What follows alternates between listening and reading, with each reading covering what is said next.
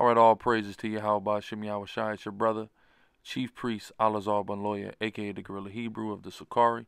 And I want to welcome y'all to the first installment, the first episode of the Sakari War Angels podcast. On this podcast, it will be mostly featuring excerpts of previous videos that have been released by us and, highlighting certain portions of it and possible expounding upon, we're going to do different things, but it's mostly going to be centered around older content, taking another look at it and highlighting certain aspects of it for further edification. Just like any scripture, you can go to any precept and it can have a surface level meaning, but also you can take it and use it as a dagger to cut different ways or peel back the layers of the onion for deeper understanding through the spirit and power of Yahweh Bashem Yahweh Shai. So that's the purpose of the podcast.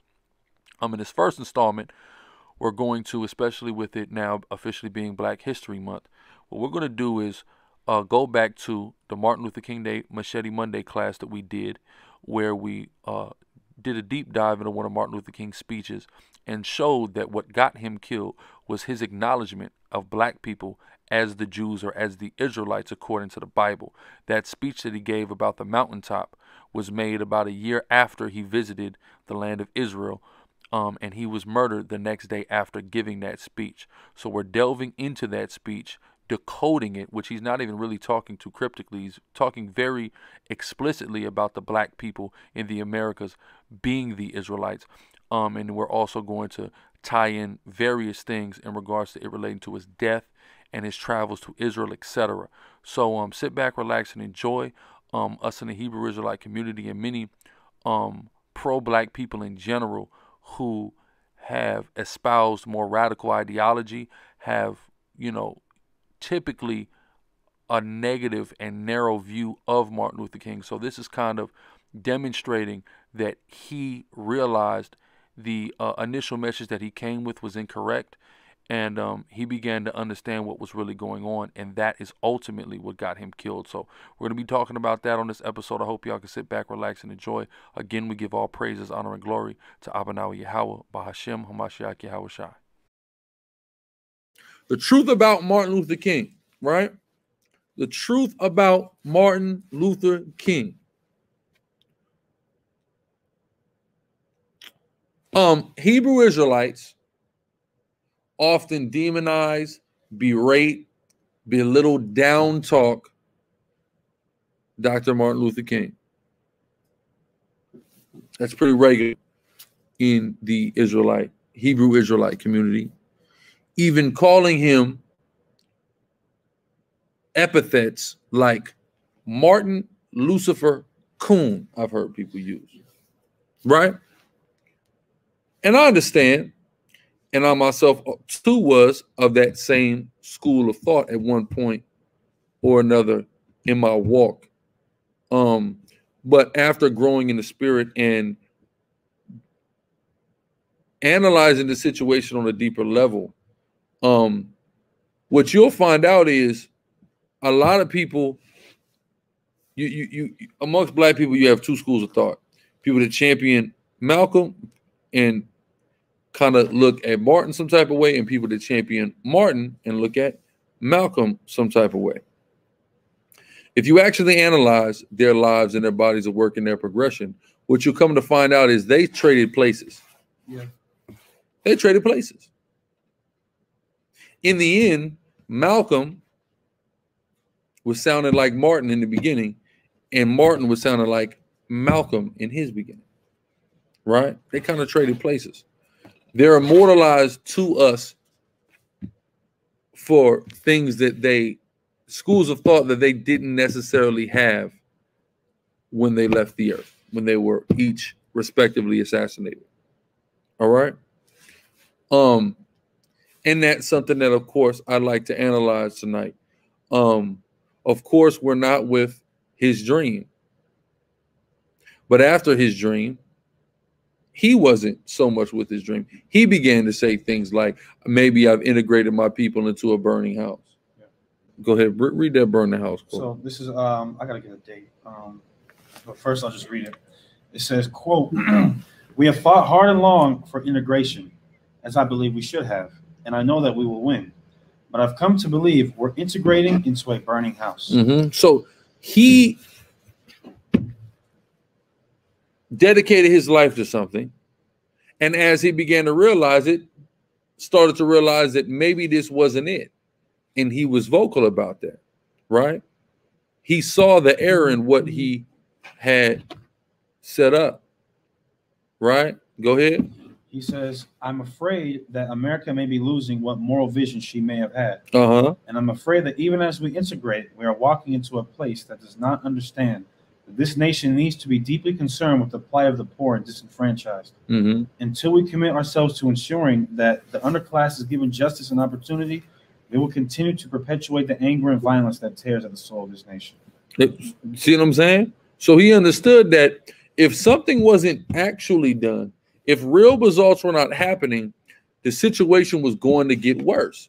And he spoke on these things. Again, he was vocal about these things, right? So his mind began to change. And every man has a right to change his mind, right? Every man has a right to change his mind, right?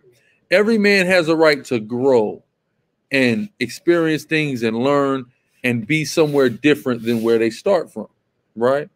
And that was something, the metamorphosis that he was going through and faced with what he was faced with. Go ahead. Okay, so this is via timeline.com, and the heading just says, by the end of his life, Martin Luther King Jr. realized the validity of violence. And the quote in question, let me go back to it, says, this is a quote by Dr. Martin Luther King Jr. It says, let us say boldly that if the violations of law by the white man in the slums over the years were calculated and compared with the law breaking of a few days of riots, the hardened criminal would be the white man. See that? So now what he's speaking to, is that anything that we do is going to pale in comparison to you. Yeah, exactly. You guys are the hardened criminals. You guys are the monsters. You guys are the animals that we've been subjugated to. Even we can contend that this is learned behavior. Even, right? Go ahead. He goes on to say, these are often difficult things to say, but I've come to see more and more. I've come to see. He's learned. He's been learning, right? I know all they tell you is he has a dream, and they threw a rock like it was a 95-mile-an-hour fastball at his head, and he just got hit in the head with it and just got up and kept marching. They told you that part. They didn't tell you about the part when he said, I'm starting to realize some stuff, right? Who remembers on How High when the crackhead knocked on his door? He's like, starting to notice stuff, right? He's starting to notice some things, right? Go ahead. He says, but I've come to see more and more that it is necessary to utter the truth in order to deal with the great problems that we face in our society. To utter the truth, to not just to say, we got to be equal. I have a dream. We're all going to love each other. No, to utter the truth, to speak about what's really going on. It's like, if I may too, because we always see like in depictions of, the stuff that he went through concerning the protests and stuff like that, the hoses and the dogs. You can only go through that so much while toting, peace and equality with everybody before you get sick of it. Like, listen, there's no reasoning with these people. Right. You give us the worst of everything, and we take damn dogs stick on us, hoses, police batons hit on us, bombs dropped on us. What was the church in Alabama around that same time that was bombed? Yeah. To where he's like, I can't. What else you want me to do? All I'm begging is to be equal with you, and I can't even get that. Right. So that's why his statements reflect that. Bring your precept on to come out. It was Sirach 21:15. It said, if a skillful man hear a wise word, he will commend it and add unto it. But as soon as one of no understanding hears it, it displeases him, and he casts it behind his back. So just going into how you were saying, like, at first I was of this school of thought, but now I have an understanding of what this man was really doing. You know what I'm saying? Those that don't have that understanding is not going to put their pride to the side to be able to see, okay, he was making that something different, and he was attending to it. And, you know what I'm saying? Exactly. He began to change his mind. But again, during those times, the type of oppression that our people were facing was a lot more overt, especially you know, where the area where Martin Luther King Jr. and the rest of the people who were protesting it was with. Again, we're talking about Molotov cocktails being thrown at people, hoses sick on people, dogs, canine unit, all that. People leaving because they would go on like a big caravan. They'd all leave looking regular, and then as soon as they came back, black and blue, right? So over the course of time, of course, you're going to sit back and realize, damn, this dream is starting to turn into a nightmare. So this is Sirach 34:9. It says, a man that hath traveled knoweth many things, and he that hath much experience will declare wisdom. And that's really what the brother was doing. And not just in his experience of protest, but even prior to that. He's been a black man his entire life, growing up in the South. So he sees the type of stuff that's going on. He's seen crosses get lit on fire. He's seen the Ku Klux Klan and all the threats that they've aimed towards him and his people. It says, he that hath no experience knoweth little, but he that hath traveled is full of prudence. And that's what we saw, you know, with that brother right there. Starting, you know, kind of towards the end of his life, before he was murdered in cold blood in Memphis, Tennessee, he was starting to understand what was going on. And Alazar, would you say that kind of had I believe it's apparent that because he maybe started to kind of renege on his plan for integration, maybe they had to just nip that in the butt by killing the brother? Listen, I'm getting ready to explain why he got killed right now. Oh, okay. I'm gonna prove it. I mean, it's gonna be evident right now. That is that reason? I'm gonna show you. We ain't gonna spoil it. We're gonna go right into it. I'm gonna prove it to you right now. Right? Go ahead, Hassan. All right. So this is the book of Jeremiah, chapter 2, verse 25. It says, withhold thy foot from being unshod and thy throat from thirst. But thou saidest, there is no hope. No, for I have loved strangers, and after them will I go. And that's the type of line of reasoning that we see our brother MLK kind of starting to abandon towards the end of his life. And again, that's a big problem that the children of Israel have always had. And that's how you know who the Israelites are. Here it is that we've built up this entire country's infrastructure, so-called blacks and Hispanics, and we literally they give us their ass to kiss. So the brother Martin Luther King Jr. sitting back and is like, I've had enough, basically. In the book of Ezekiel, the 23rd chapter, I believe, speaks of that as well. Talks about lovers.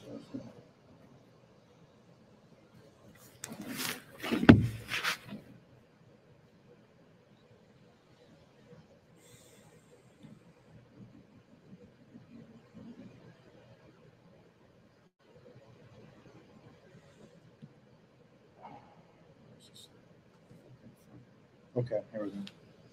Jeremiah 30:14. It says, all thy lovers have forgotten thee. They seek thee not. Now, two ways you can look at this. One, on a spiritual level in terms of us worshiping the gods of the other nations. But, you know, two, in this context, we can definitely apply this to the love that we give for the other nations and not give to ourselves. This is crazy, man. Or our God. It says all of our lovers have forgotten us. So our people want to go and love these people, but they don't. When it's time for us to be helped, there's none of it.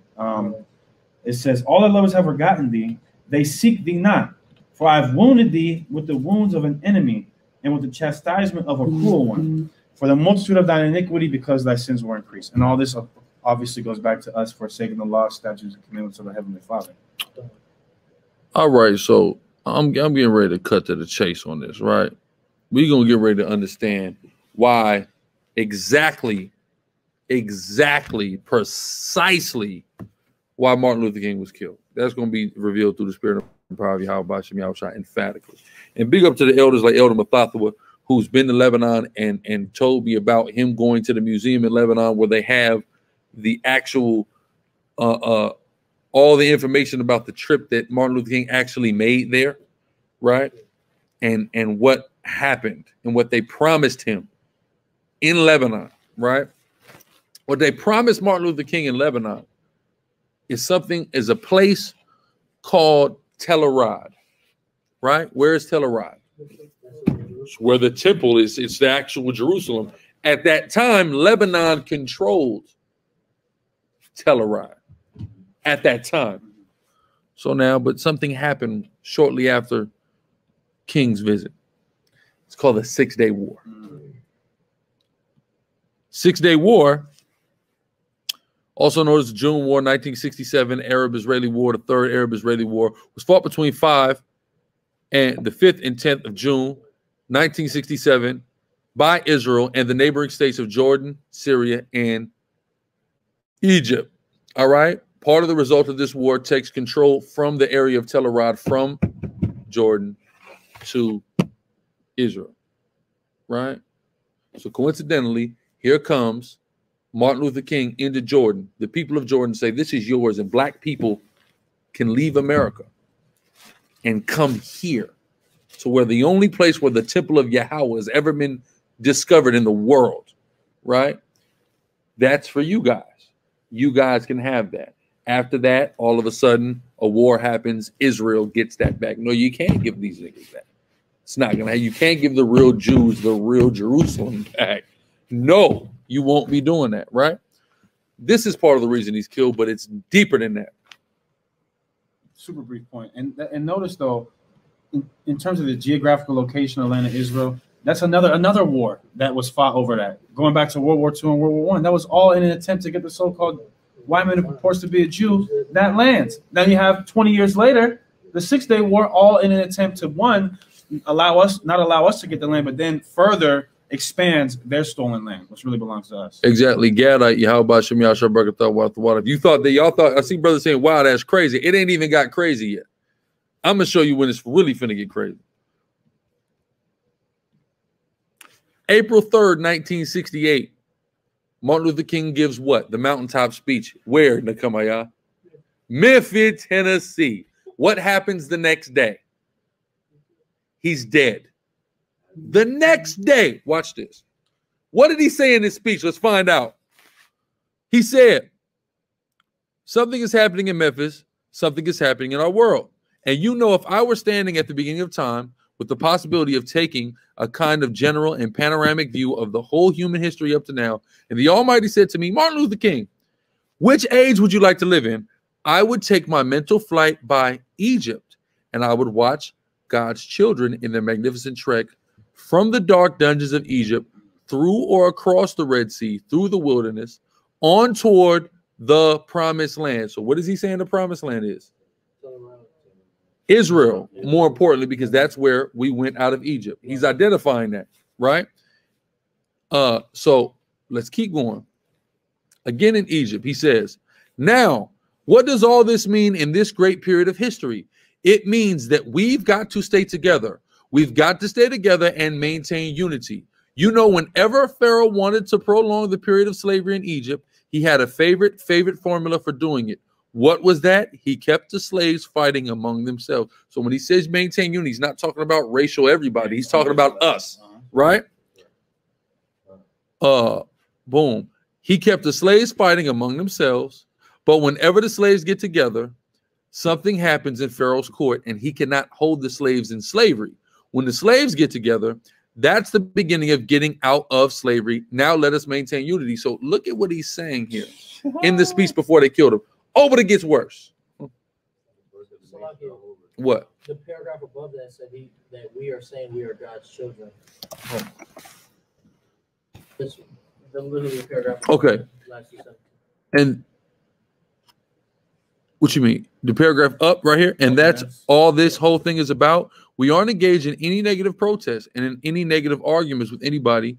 We are saying that we are determined to be men. We are determined to be people. We are saying that we are God's children and that we are God's children. And we do not have to live like we are forced to live. So now remember, he's saying that we are God's children. Who did he identify as God's children earlier? The Israelites. So he's not speaking in this general, everyone is God's children thing, right? So now you have to understand why he dies the next day. And for us to desecrate him, right? When this is what, like it says, give me Ezekiel. You know I want Ezekiel. Yeah, T-Dan and all that? No. Ezekiel 3. We focus on the beginning. We focus on how they depict him. We don't actually follow him ourselves. We don't know what got him killed in Memphis, Tennessee. Now we know what got him killed in Memphis, Tennessee. Because that mountaintop, I knew the mountaintop was towards the end of his life. I didn't realize he died. They killed him the next day. That's It's of no coincidence that he identifies black people as God's people, right? Identifies America with Egypt, Right. encourages and calls for unity, and then you kill him, unity with amongst our people, amongst the slaves, not with everybody. And they kill him the next day. This is different than he's been talking before. I have a dream. You can go to the Washington Monument and tell everybody that and it be immortalized. You talk like this, like we talk on the street corners now, we kill you. See what I'm saying? Go ahead. Ezekiel chapter 3, verse 17. Son of man, I have made thee a watchman to the house of Israel. Uh-huh. Therefore, hear the word at my mouth and give them warning from me. Uh-huh. Let me just get to the point. Point. Okay. Verse 21, it says, nevertheless, if thou warn the righteous man that the righteous sin not, that's what you're looking. If somebody turned. Okay. Uh-huh. Okay. It says, when I say unto the wicked, thou shalt surely die, Uh-huh. and thou givest him not warning, Read on. nor speakest to warn the wicked from his wicked way, Read on. to save his life, Uh-huh. the same wicked man shall die in his iniquity, but his blood will I require at thy hands. Uh-huh. Yet if thou warn the wicked, and he turn not from his wickedness, nor from his wicked way, he shall die in his I need to iniquity. point if he turns. Okay, that's Yeah. Uh-huh. Nevertheless, if thou warn the righteous man Mhm. that the righteous sin not, and he doth not sin, he shall surely live because he is warned. Also, thou hast delivered thy soul. Hold on. That's not what I want. I want the one, it might not be Ezekiel 3. If a wicked man, if a righteous man turn, Don't mention. you don't mention it. Yeah. Right, is that- That's- yeah, uh-huh. There you go. Ezekiel chapter 18, verse 21. But if the wicked will turn from all his sins that he hath committed and keep all my statutes and do that which is lawful and right, he shall surely live and shall not die. That's right. He shall surely live and not. So what it's saying is, if you turn from it, just like if a righteous man turn, if the righteous man turn.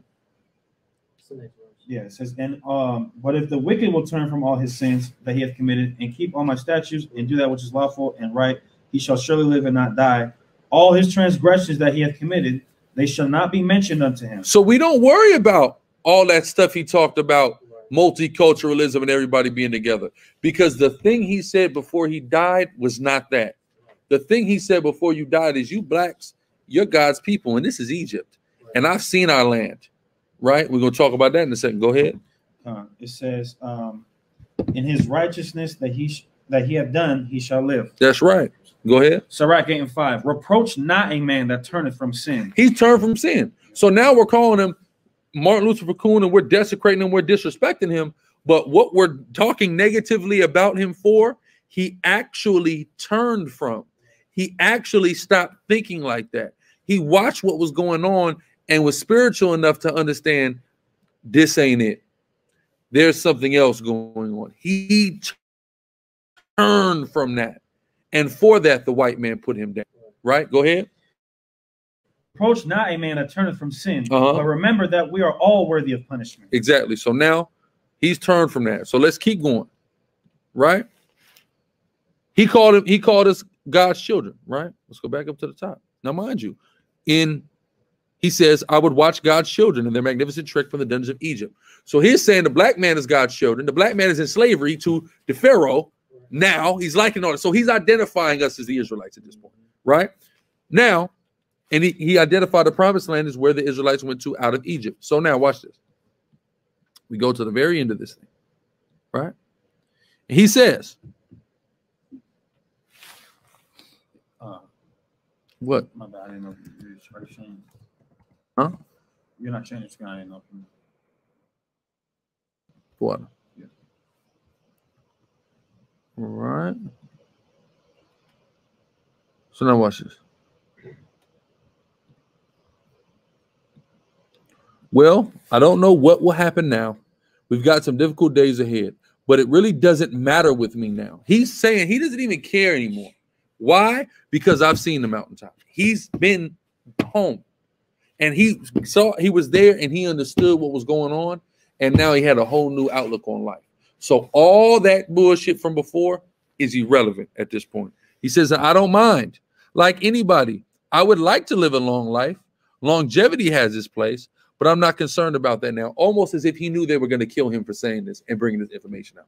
And they kill him the next day. He's talking about, at the end of the day, I might not, I would like to, but it probably ain't going to happen. And they kill him the next day. right? I just want to do God's will. See that? What's God's will? Precept aside. Psalm chapter 40, verse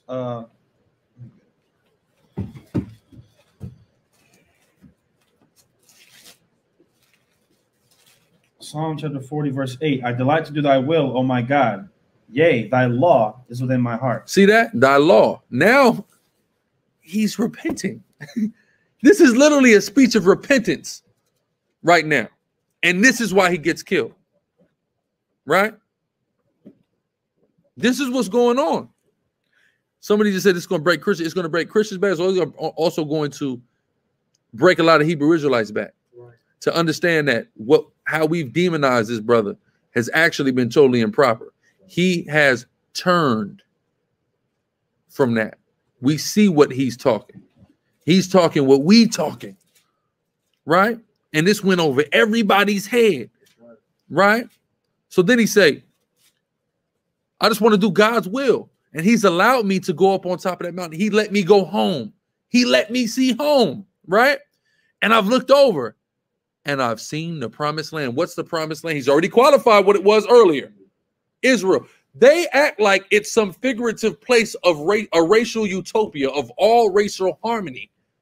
But no, he already told us what the promised land is at the top of the speech. Israel. He saw it when he went on his trip to Jordan. I may not go there with you. I know they're going to kill me. I know I'm not going to make it out of this captivity, right? I'm too deep in it with them, and now I'm switching up. They got to pull the plug on me at this point, right? But I want you to know tonight that we, as a people, will get to the promised land. Good God. Good God. And we desecrate this man's memory. You see what I'm saying? And there is... And Malcolm said the blonde-haired, blue-eyed white man is his brother as long as he's a Muslim at the end of his life. He did. But we love him, but we hate this guy. I think we should love both of them, but I think Malcolm really at the end of his life took a left and Martin took a right. Mikael Malaki, how about Shemi Al-Shabrak? Go ahead. Sirach 26:5. There be three things in my heart feareth. And for the fourth, I was sore afraid. Read on. Fourth, I was sore afraid. The slander of a city, the gathering together of an unruly multitude, and a false accusation. And a what? A false accusation. A false accusation. Go ahead. All these are worse than death. Break it down. You see that? So, and that's exactly why after this speech they killed the brother, and then didn't push this because nobody, all the people watching this, I can say at least for myself, the majority of us had no idea he said that, and now we just cling onto the ideas that the so-called white man pushes us to believe about Martin Luther King Jr. As if his entire life, even leading up to his death, he was just fighting for justice and equality for all human beings. When in his speech before he died, the day before he died, he's in a sense reneging on all that. But he did all this so that one, it's a two-edged sword because now it's one, we cling onto him in memory of him trying to bring us together with white people. But then people that are, on our side that don't want to cleave onto the so-called white man, our slave master, degrade him. So now he's being remembered for something that he didn't want to be remembered by. And then his own people are now, in a sense, the ones that are kind of woke conscious are calling him a coon and a sellout. That's why the Bible says that a false witness, a slander, is worse than death. Because now even in his death, he's being slandered by two parties. See that? So we all owe Martin Luther King an apology. It's just what it is. Matanya, no. We all owe him an apology. Because this brother turned from that. And of course, we don't know this. But, through the spirit and power of Yahweh Shemi Al-Shah, we understand this now. And people always talk about they more Malcolm than Martin. Malcolm died loving white people.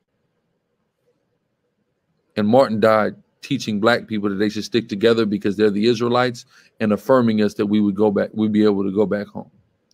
Right? It's crazy. It's crazy when you think about it. You feel what I'm saying? Crazy, right? Through the spirit precept. Go ahead. One more. It's like your miles more. Go ahead. A good name is better than precious ointment. In the day of death, than the day of one's birth. And he kind of knew. But it's good that on the day. That's what I was thinking about, Yeah. Salakia. And this is his birthday today, right? That it's being celebrated, right? His birthday. But it's important for us to understand that the day of his death is better than his birth. Fred X. Yahba Shem Yahshua Barakatah Wathawat is greatly appreciated. Start from the top of that. Ecclesiastes 7:1. A good name is better than precious ointment. Uh-huh. In the day of death than the day of one's birth. The day of death is better than the day of one's birth. It elaborates more, no? Or it's another precept that does that. The day of death is better than one's birth because we don't know what you're going to be when you're born. But by the time you die, we've seen what you've done, right? And the day before he died, we see what he did, right? And this is what needs to be harped on. Instead of I have a dream, the mountaintop speech needs to be talked about. Because the mountaintop speech has been misinterpreted like this whole Bible has. To again be portrayed to us as if it's a racial utopia when he gives us the precepts in his own speech. When he says, to see the children of God go from Egypt to the promised land, right? I would like to go back. I would like God to take me back to witness that. So when he says that, that's the precepts of who the children of God are, who the promised land is. So then later when he likens us into the situation with Egypt, we see that identity there. Then later he says, I've been to the promised land and we're all going to go to the promised land and we are the children of God. He gave the precepts in his own speech. He gave us the breakdown. And yet and still, we're lied to, we're misled about it, like with everything else, right? It's all there. That's like every time I bring up people, MLK to people, I tell them, I was like, we have to look at who really funded him. Was the Rothschilds. It would just so happen that they were cool with him doing all those things. Exactly. But when he was in jail, the only thing I knew about was the comment he made about the burning house. I always told people it's funny that when he started to realize the burning house thing, then they threw him away. They was done with him. They didn't need him no more. They got what they could benefit from him, and then when they couldn't benefit no more, they was done. Exactly. They're done now. Azayatha Yahweh Shem Yahshua Barakatah Wathawata. Crazy natural princess Yahweh Shem Yahshua Barakatah Wathawata. So what's heavy is that not only do they not need him, but once he does this speech, they realize they really don't need him. Like, we really have to kill him tomorrow, guys. Right, exactly. Niggas can't say stuff like this. No, not today. Not especially not that time. You can't do that, right? Go ahead. No, it's just a tremendous point because you would think the speech before he dies would be a little bit more emphasized. He's always emphasized the I have a dream speech, but nobody talks about the one before he dies, his last speech. His legacy.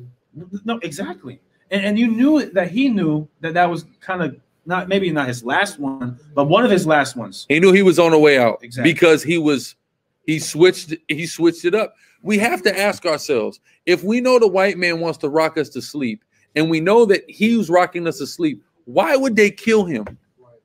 Why would they pull the plug on him? If you see what I'm saying? It would only make sense that he had turned his back on that agenda, and that's why they killed him. Right? Go ahead. No, that's what I know. You found another precept? No. Better is the end of a thing than the beginning. Okay. That's what I'm thinking about. Okay. Yeah, I got it. This Ecclesiastes. My goody, Yahweh Shem Yahshua Barakatah Wathawata. This Ecclesiastes chapter 7, and I'll start at verse 8. Better is the end of a thing than the beginning thereof. Better is the end of a thing than the beginning. Yes, in the beginning, he was kicking that integration madness. Yes. But better was the end of him, because the end of him, literally the day before he died, he told black people that they were Israelites. He said he just wanted to do God's will, which is keep the law. And he said, well, don't worry, we're going to get to the promised land. We're going to get to the promised land. Go ahead. It says, and the patient in spirit is better than the proud in spirit. Exactly. But let me explain something to y'all, though, right? And why? Salaki, go ahead. My bad, I didn't interrupt. You got more? Yeah, I got a good one. This is good. Psalm chapter 35, verse 11, and I'm going to read on down. False witnesses did rise up. They laid to my charge things that I knew not. This is what they did to our brother. They rewarded me evil for good, to the spoiling of my soul. But as for me, when they were sick, my clothing was sackcloth. I humbled my soul with fasting, and my prayer returned into my own bosom. I behaved myself as though he had been my friend or brother. That's what he did with this old white man. Bird P, how about Shemai Shabbat thought with the water? Go I ahead. bowed down heavily as one that mourneth for his mother. Mm-hmm. But in mine adversity, they rejoiced. We killed him. They made a joy in commemoration of him, pretty much. And gathered themselves together. Yea, the abjects gathered themselves together against me, and I knew it not. They teared me and ceased not. I mean, I can keep going, but that's it. Yeah, but we have to understand now. We have to now switch vantage points, right? We have to now zoom out. We have to now look at it from the Most High's point. Why did the Most High allow these devils to kill Martin Luther King? It wasn't time. A little more. Give me Deuteronomy 28:68. Yeah. Any other ideas? He had too much of a voice. He would have. No. Nashar, you said what? No, I'm just repeating. Yeah, why would the Most High allow this to happen? For him to die and him to not be able to do it, though he had this thing. Why did the Most High say, okay, he okayed that death? Would it be because maybe was that around the time when Most High would spend the spirit of old or the spirit of old back on the earth? No. Spark thought again? No. No. What? Go ahead. Well, I feel like that was the Most High allowing him to fulfill the purpose that he had in him, like Moses, and just for the blood, basically. After fulfilling the purpose. It's all right here. Deuteronomy 28:68. It's right here. Go ahead. Deuteronomy 28:68. Uh-huh. And the Lord shall bring thee into Egypt again with ships. Read on. By the way whereof I spake unto thee. Read on. Thou shalt see it no more again. Uh-huh. And there ye shall be sold unto your enemies. Read on. Bondmen and bondwomen. Uh-huh. And no man shall buy you. No man shall buy you.